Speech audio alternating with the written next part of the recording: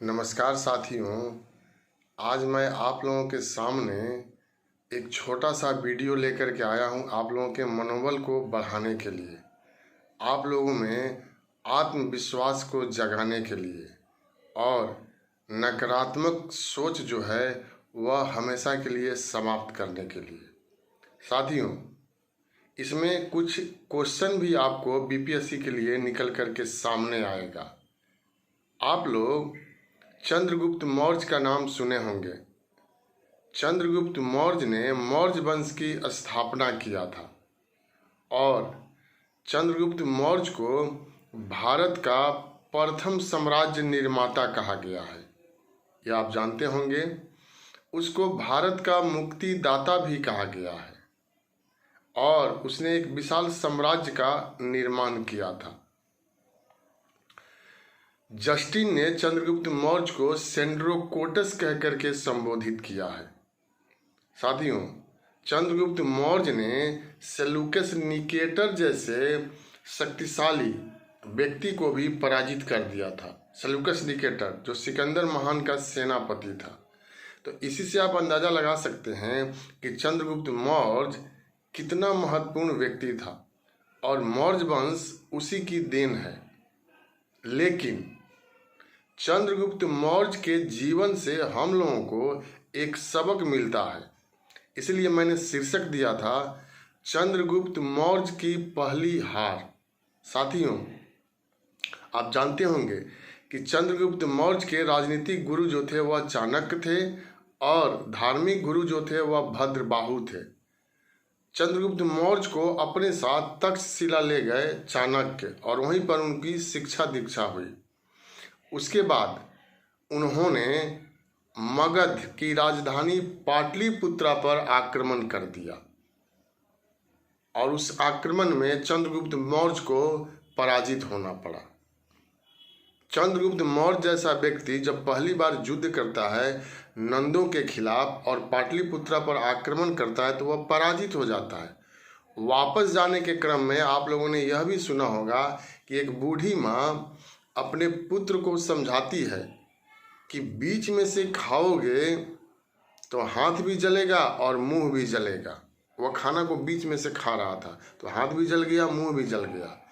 किनारे से खाओगे तो नहीं जलेगा।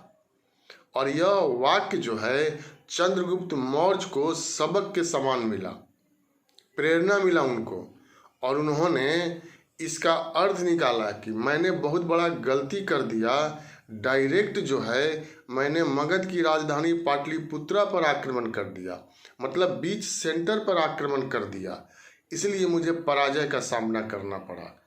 किनारे से खाओ अर्थात सीमावर्ती राज्य को एक एक करके जीत करके और तब आगे बढ़ना चाहिए था और तब पाटलिपुत्रा पर आक्रमण करके नंद वंश को समाप्त करना चाहिए था।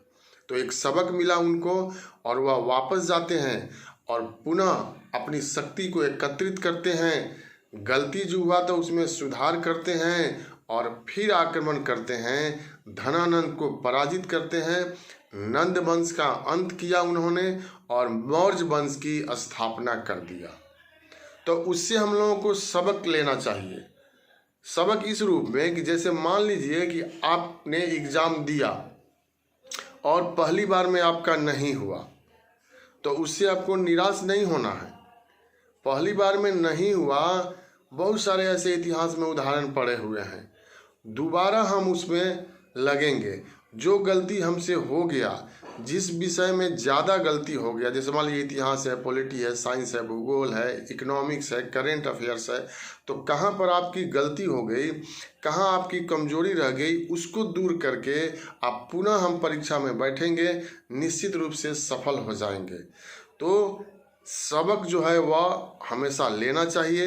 अपने आप में आत्मविश्वास जगाना चाहिए और अपने आप को कभी भी आप कमज़ोर नहीं समझिए। आप यह भी नहीं समझिए कि उसका नहीं हुआ तो मेरा कैसे होगा, वो तो बहुत दिनों से लगे हुए हैं, उनका नहीं हो रहा है। आप उसके बारे में सोचिए जिसका हुआ है, उसका हो गया तो मेरा होगा।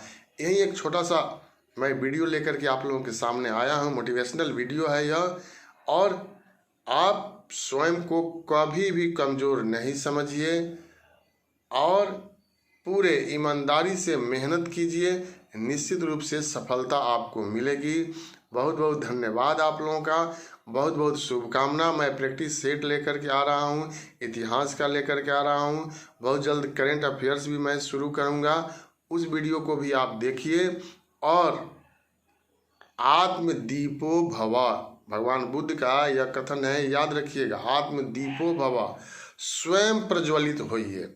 बहुत बहुत धन्यवाद आप लोगों का।